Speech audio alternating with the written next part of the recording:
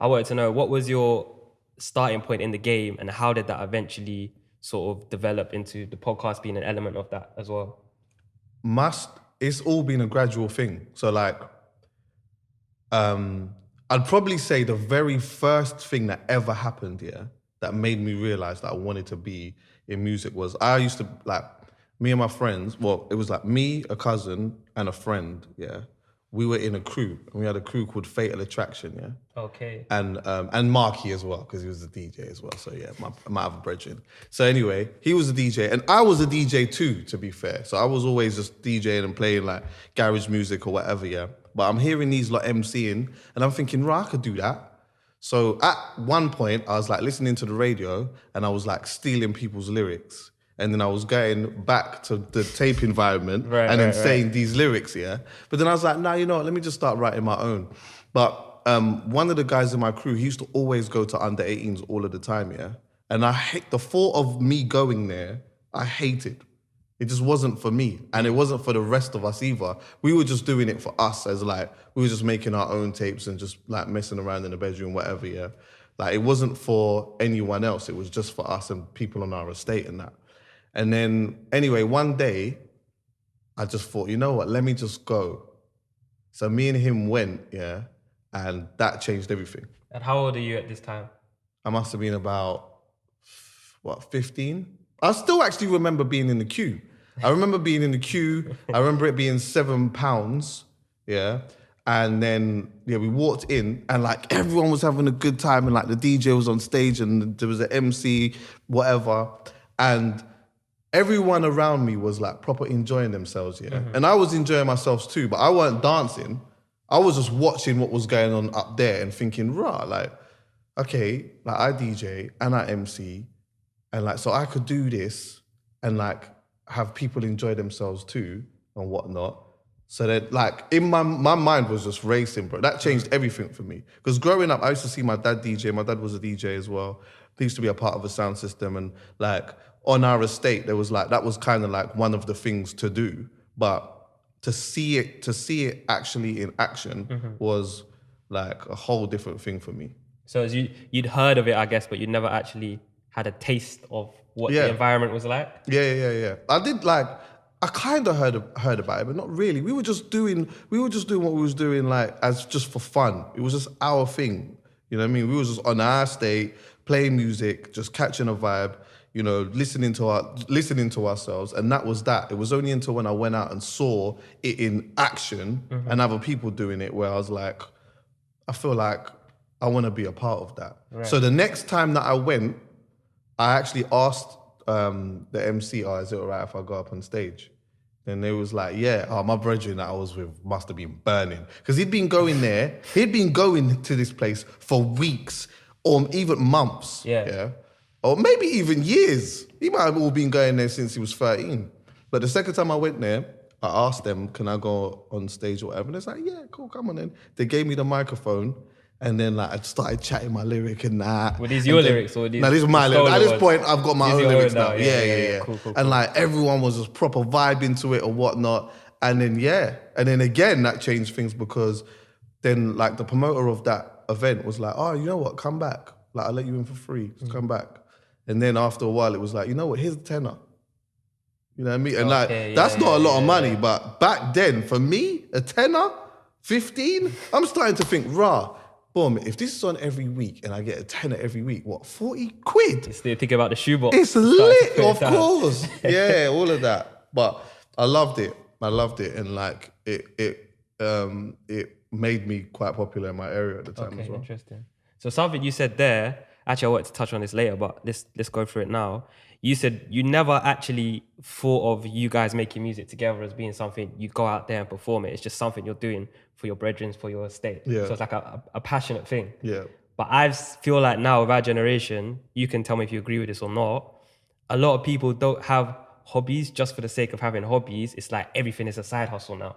Yeah. It's like, if I say, I'm a photographer, I like taking pictures of buildings and stuff, that's not enough. It's like, you got to take it, put it on your Instagram, start selling your Lightroom things. Maybe you could start a YouTube channel. Like, I feel like a lot of people get into stuff as a hustle rather than just because, this is sick, I'm just loving this and kind of interest in it. Do you think that's the case? I think that's the positive and the negative thing about like social media and stuff. Yeah, the positive is that like you can see from quite early people, creating paths for themselves. Yeah, and like you can actually see people's journey literally from the start, going all the way to the top, and them changing their lives and all of these type of things. And I think that is a positive thing because that can inspire you to do stuff. But I think that sometimes what the negative thing is that people like go for things just because it's the cool thing to do, right? Exactly, and not necessarily because it's tapping into something that they have an ability to do or something that is within them,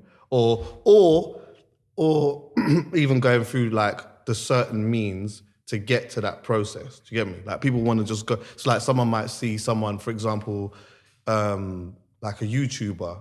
Let's use KSI for example. So someone will see KSI's life and think, rah, I want to be a YouTuber just like him, and then just expect that all they need is one camera, they sit in front of it, say some stuff, play the computer game or whatever, and instantly they're gonna get millions of views and they're gonna be that guy. And it's like, what are you really doing it for? Because I know KSI was doing it in the beginning because he loved it and that was his personality and he was showcasing that and he was trying to find ways to, have other people to see it. Whereas like someone super shy, but they've just seen somebody do you get what I'm saying? It's like sometimes people have to ask themselves, why do you want to do it? Like why?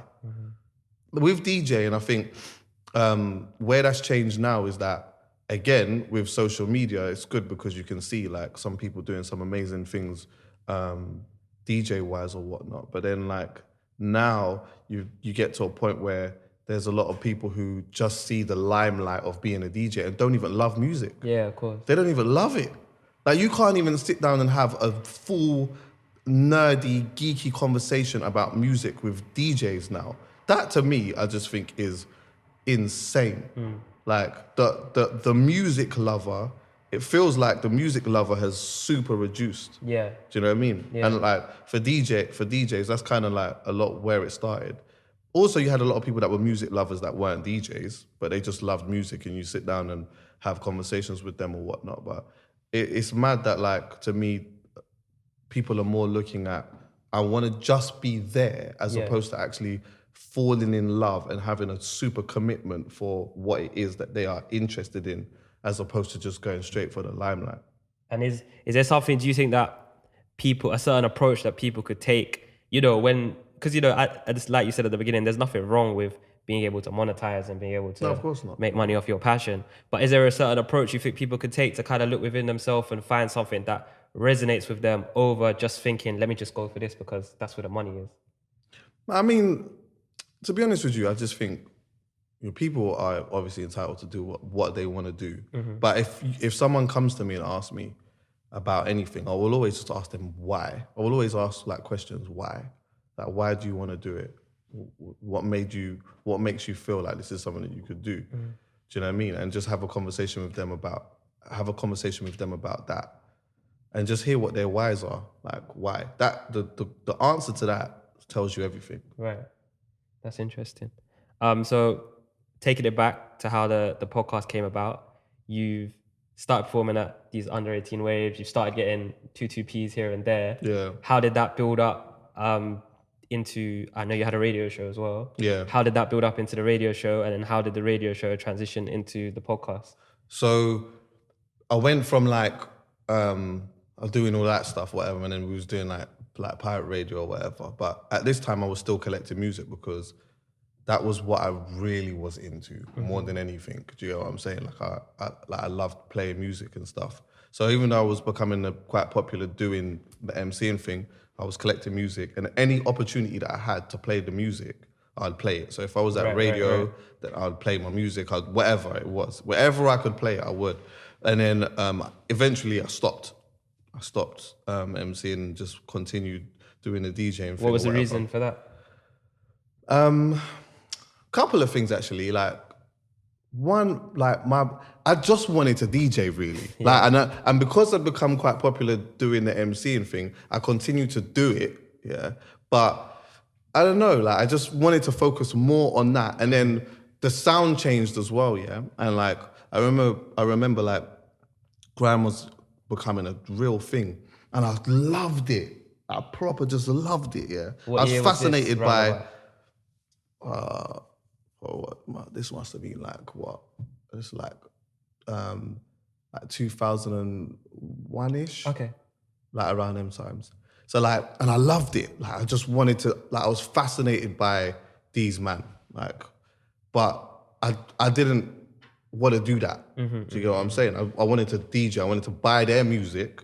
I wanted to buy instrumentals. I wanted to buy hip hop. I wanted to buy R&B. I wanted to just buy everything that I liked and play it. But I didn't want to do that. So in the end, anyway, I ended up getting a residency at a club in Watford, which was like my first one. And my first residency was at 9 till 10, and the club opened at 10. Imagine that. My residency was 1 hour what were you before the doing? dance opened. What were you doing? I was just playing But playing for who if the club's not open yet? the bar stuff and that. But I didn't know. Do you know what, yeah? I didn't know. I was just playing, innit? Yeah. And like, obviously, I'm just thinking it's early, so no one's coming, but it's fine. But that didn't matter to me because I was getting to play music. Right. That's what I wanted to do. I wanted to play music. So I'd play music, I'd practice and all that stuff. I didn't have enough money to like have equipment or anything like that. So that was kind of like my time to like practice as well. So then 9 till 10 turned into 10 to 11, then 10 to 11 turned to 11 till 12. And then I ended up getting 1 till 2, and then I was playing there all the time. And then from then, I started thinking, you know what? Like I want to start getting myself out there a little bit more. So I was making mix CDs, and what I was doing was I'd make a mix CD, I'd get someone to design a flyer for me, and I wanted a different type of flyer because at the time everyone was going to like the same flyer designers and that. So I went on the internet and I just searched like flyer designers and stuff. And then I met like this guy from America had come up. So I messaged him and I told him what I was looking for, and he gave me like a proper different style or whatever. Yeah. I paid him for it and I put my face on it. And I remember when I put my face on it, yeah, some people were like, what? Like, what? Why have you got your face? Like, who do you think you are? Yeah. But my whole thing was I wanted people to hear the mix, yeah, and if they liked it, they would look on the thing and they would know who did it. So it was like marketing for me. And then that ended up helping me get more bookings and stuff like that. Right. And then also it made me familiar with people. So like some people would look and be like, I swear I know you, but I don't know like how I know you. But and that was all part of the plan. Like I wanted that to like be a thing just to help me get more bookings. And then I would do things like, say we got the Notting Hill Carnival. I found a place that would sell, like wholesale blank CDs. And then I bought a CD duplicator. At one time I just had one, so it burned 7 at one time. Okay, right. Then I would do a mix. I'd buy 1,000 blank CDs and I would literally just sit there and I would just burn them. And then when like a place like Carnival would come up or whatever, the most I ever done was like 6,000. I sat there, 6,000 CDs. Jeez. One CD duplicator. Yeah, so it burnt 7 at a time. Yeah. It took me weeks. And then trying to figure out, because after a while I had them all in boxes, but I didn't think about how the fuck I was going to get them there. Right. So then I had to figure out how the hell I was going to get them there. I had them in bin bags and all these type of shits. My brethren helped me and everything. I got to Carnival. It had my BB pin on it. And like... BB pin, you know, of course, that's all a of throwback. My face on it or whatever, and we just stood there. We just gave them out. Obviously, they went super quick because there's like over 1 million people that go Carnival or whatever. And then literally after that, my BB started blowing up like 2 days afterwards. Okay. So it was like now I'm kind of like getting closer to the people that are listening to the CDs. Right. They're adding me on Facebook and stuff like that. And then that was kind of how I lifted my profile. And in the middle of doing all of that, I'm doing radio, but I'm just using my personality to like talk about tunes and things in life and whatever, and just kind of mixing it all together. So. And is this a time where I think, if I remember correctly, it's like people's faces weren't out there in the same way that they are now. Yeah. Like we didn't have, YouTube wasn't as big, social media wasn't as big. Yeah. So really putting your face on the CDs and stuff, you were kind of ahead of the curve. That was a new, people weren't really doing it like that. Maybe Americans were, but I don't know. I mean, like that was definitely a new thing over here, and just giving out CDs like that for free at one point as well was just like a new thing. I was on that super early. And then like my next thing was, I had an ambition to be on One Extra. So like I would be everywhere that they were, every time that they had like an event or whatever. Again, I would burn however many mixed CDs, and I would go outside and I would give them to people, but also I was doing it so that they could see me doing that too. Do you know what I mean? So that was my way now of meeting people in there and then trying to build a rapport in there, which I did do, which was good. Yeah, I've heard you talk about before about eventually, I think you said there was a time in One Extra where they were giving a lot of guest mixes out, and you was around the space, but you didn't get yours until the very end. Yeah. How did that go? And then did you have some kind of realization after that, which kind of, put you on a different journey to the journey you were already on? Yeah. Well, like there were like individuals on One Extra, DJs and stuff like that always showed me bare love. Westwood in particular, actually, in the beginning, like he brought me onto his show a couple of times just to chat with me and a few other DJs, because he used to have a little segment where he would chat to DJs and whatever. And then like occasionally I would get like a phone call to like be a part of something, yeah. But then they had something called One Extra Talent, where they were giving DJs an opportunity to do 4 shows in a month, yeah. Okay. And then, but I never got a call for it. Yeah. I didn't get a call. And then one day, CJ Beats, who was on the radio at the time, he rang me and he was like, "Oh, like, have you been called to do the thing?" And I was like, "Nah." And then it was weird because like I was going through, someone was helping me a lot, like trying to get in through the door, yeah. And like, I swear, I love this woman to bits. Like, she's just been so helpful to me, yeah. Her name's called Delisa. But like, there was always this, not from her, but I just always felt like there was a carrot that was being dangled over my head where it was like, you know what, yeah, it's just, you just need to do, like, just hang on, just this, that. And in my mind, I just thought, maybe I'm just actually just not even good enough. Yeah. You know that? Like, I just thought maybe I'm just not good enough, because if I was, regardless of anything else, I would have just had a phone call and maybe I would have been in for a trial or whatever it is, a pilot, and then maybe we would like they would have helped me to progress and then move on there, whatever. So in the end, I ended up doing the last one. CJ Beats hooked that up for me, and so for me now, when I went to do that I did this now for myself. This wasn't even about me going there and thinking, okay, cool, I'm gonna try to impress them. This was just about me thinking, okay, am I gonna go into this building and fumble? Like, as soon as this microphone turns on and it's time for me to speak and play music or whatever, am I gonna be able to keep the same energy that I have when I am in my comfort zone in another radio station where I'm there all of the time? Do you know what I mean? And I did. And I remember the producer who was helping me at the time was like really surprised that, like, he was giving me loads of compliments. He was like, "Oh, like, you're very good in that. Like, it is a bit mad that you don't have a show or whatever, but sometimes that's just how these things go, innit? You just gotta hang in there." So after I did my last one, literally from then I was like, yeah, no, I'm done with that now. I'm gonna start my own thing. I'm gonna try and do something myself. So, and that's what I did. And was that what became the podcast, or was that something else? Not initially. To begin with, I was doing a radio show on my SoundCloud. So I was recording my radio show from my bedroom, and then like I was just playing music and just talking about tunes and all of these type of things. And then I had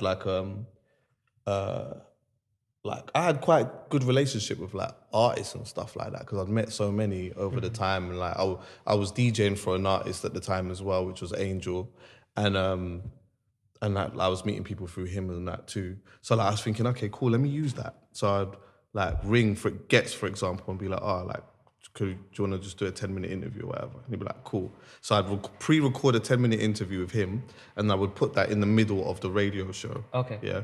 And then so it would be a part of that. And then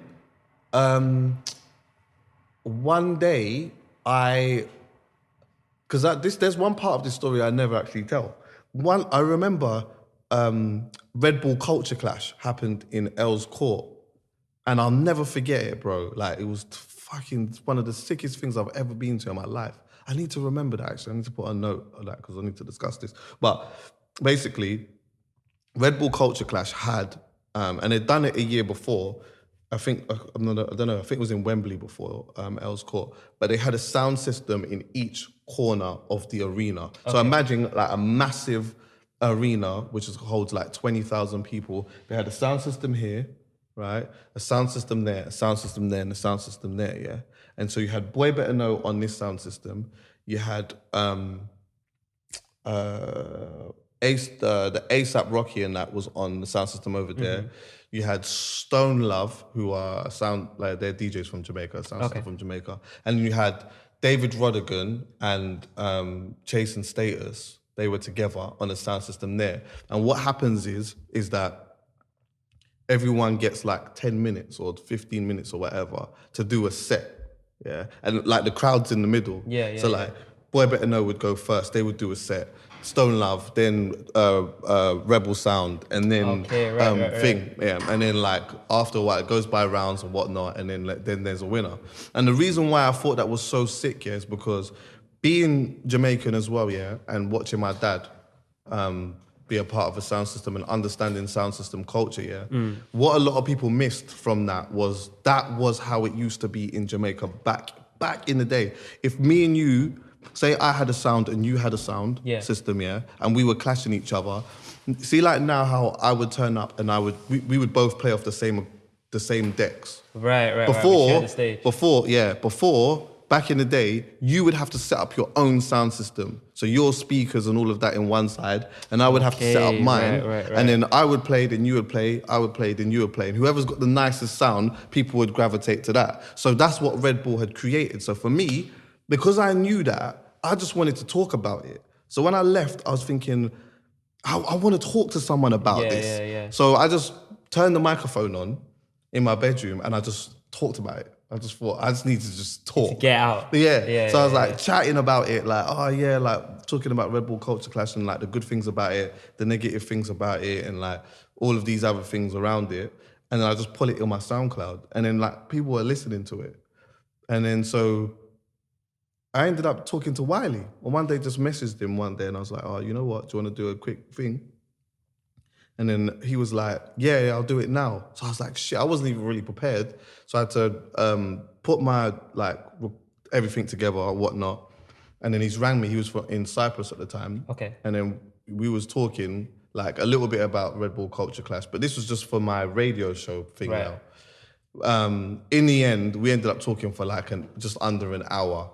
And then again, I thought, I can't put music around it, it's too long. Let me just put it on my SoundCloud. So I did, I just put it on my SoundCloud and a lot of people gravitated to it. Okay. And then from then I was like, you know what, I want to do more things like that. So that essentially was a podcast, but I didn't know what a podcast was back then. Yeah. Like I was just chatting and having a conversation and then it turned into more things and then I did a few more of them. Yeah, because that's what I find so interesting about the origin story of from that kind of conversations you were having over the phone. Yeah. Because it just developed so organically. Yeah. Like, you know, you were on the podcast wave in the UK in particular way before everyone. Yeah. But it wasn't like you was actively thinking, let me make a podcast. No. It was just something that come about so organically. And A lot of that was just about, at the time, I wasn't thinking like this, but in hindsight, a lot of that was just about me, like understanding something that like I love so much, yeah, and then wanting to talk about it and do something about it. So I was finding ways to do something about it. Do you get me? Yeah. So okay, what am I going to do?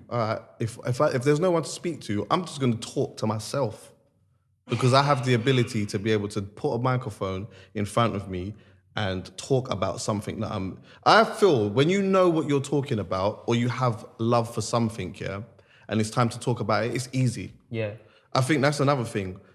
People get exposed when they are doing something that is not for them and it's time to talk about it. Because you can't talk about it. It's like saying, like someone turns around and says, you know what, yeah, I'm going to be, I've seen what Ben Jart's doing. I'm going to be that. That's what I'm going to be. So then I'm going to just grab this material. I'm going to do this. I'm just going to do that. And I'm just going to just be that guy. And it's like, okay, cool. Let's actually talk about it. Like, what is it like? What fashion brands do you love? What do you not like? Why do you not like it? What do you like about this? And then no one can speak. Because it's like, I don't know, Nike. I think that in particular as well as kind of, it's like we were mentioned before, it's social media has allowed that to become what it is. Because you could have someone that on the surface, you know, they're taking pictures in the factories, they're taking pictures of their products, they're doing up lifestyle in the Shard. You're thinking, rah, is this guy really? But if you sat down and really, like you're saying, talk to them, you actually peel back the layers. There's not a lot. Then sometimes it exposes itself. You know, someone might say, oh, let's say reggae music is a thing.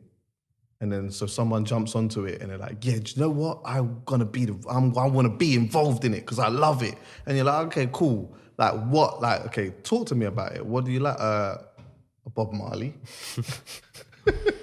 It's like, okay, cool. That's cool. But that's the obvious thing. Like, but yeah. Anyway, so I ended up doing Wiley and then I'm having a conversation with him. And then I did more things where I was like just talking to myself.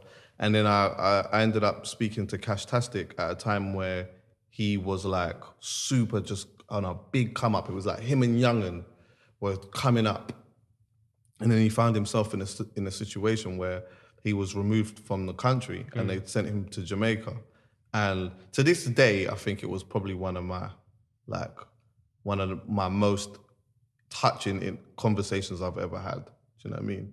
Because now you got to think this is a guy who's like 18 years old. He's been in the country since he was like 3 or something like that. And now he's been removed and gone to a place where he doesn't know anyone really. Do you know what I mean? He's got no support. He doesn't like, do you know, can you imagine that? That is like, it's crazy. I'm so looking forward to sitting down now that he's back in the country and having a conversation. I was going to say it'd be interesting to see you guys revisit that. But yeah, that was another one, and then like in the end, I was like, nah, I want to do things like this more regularly. So yeah, I've heard you say before, after the Cashtastic interview in particular, you had this feeling that these kind of conversations, they were important. It wasn't just good. It was like there was actually some kind of importance behind having conversations. Yeah. What is it that you think about conversations in particular that's kind of like beneficial to our communities and culture, and why do you think they're so important? Couple of things. I think like sometimes having those type of conversations opens people's minds a little bit to like what is actually happening in the world, and like listening to other people's realities. I think that's quite important too. When you listen to, because everyone has their own reality. Like my reality is different from your reality, and I could learn something from your reality, even if I don't agree with something that you're saying. Right. Do you get me? Like that can trigger something within me. I think also, it's like really important to have these type of conversations sometimes because you just learn a lot from people. But I don't know. I also think like for me, having conversations like this it does something for me as well. It's elements of it is like therapy for me. Do you know what I mean? Like even if I'm not sitting down and talking about like my own personal stuff, if I'm just having a conversation with people, it helps me differently. Also, another thing too, is that having certain types of conversations lets people know that they're not alone too. Right. Yeah. Because like that's a big one. There's so much times here where like, I'm really open. Like, I've talked about, a lot of things in my personal life and finance and all of these type of things, and then like I'll get messages from people that are like, Raj, like I thought it was just me that was going through that or whatever it is. And it's like, sometimes it's good to just let people know, remind people that it's, it's not just them, they're not alone, and it gives people the confidence to do things too.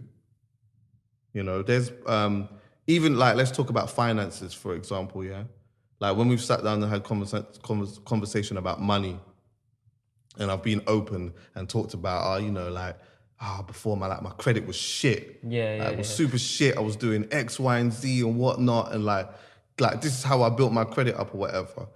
the person who is young and scared to check his credit rating, he's scared to death, will hear a conversation and think, you know what? If like he's done it and his was shit, let me just check it. Let me just check it. Right. Yeah. And then just try to just work on it.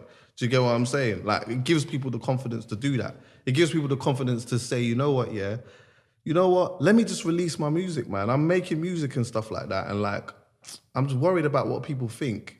Yeah. And I just don't know. I'm a bit funny about that. Child, let me just pull it out there, man. Like, what have I got to lose? Like, those type of things. It also gives people tips in like things that they could do with what the like things that they're involved in and stuff like that. But again, you can get tips off somebody saying something that you don't agree with. There's been so many times where someone said something to me and I haven't agreed with it because I thought, hold on a minute, that's a bit wrong.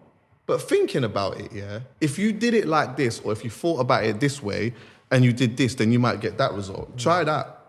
So that's where I think it's proper helpful still. It's interesting that you say that you could still gain things out of people saying things that you disagree with. Yeah. Because I think I've noticed, I'm sure you've heard this a lot, is in conversations, you tend to play like the devil's advocate a lot, which I think, it's really beneficial for conversations because it's easy to end up in an echo chamber where everyone, like when you're around your friends, you're around people, you've all had similar experiences, at least to a degree. You're all going to be saying the same kind of thing. So having this devil's advocate sort of figure in the conversation can help to bring out arguments that other people haven't necessarily thought of. Yeah, of course.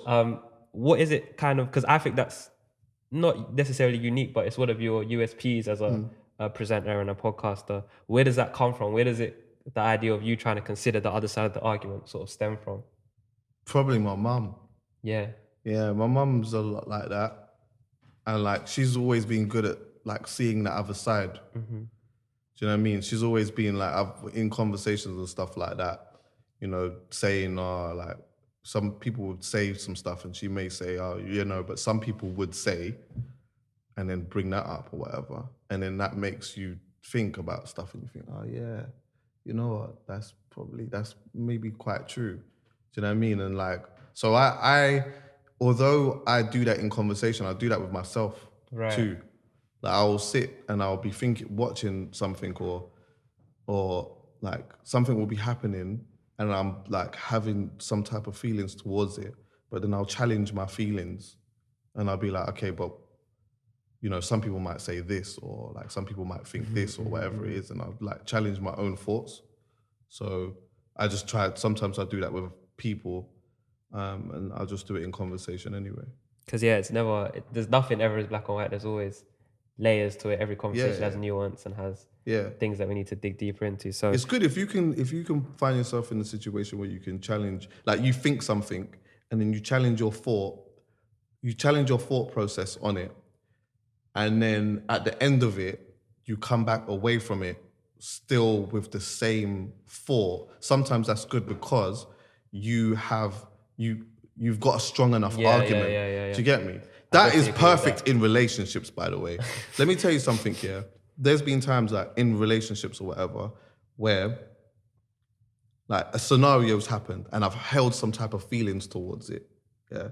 But I will play the argument in my head a little bit. Because I want to know, have I got a point here? Because I don't want to just come out swinging, and then all of a sudden I get hit with the right hook now, and you know what I mean, right? So I'll challenge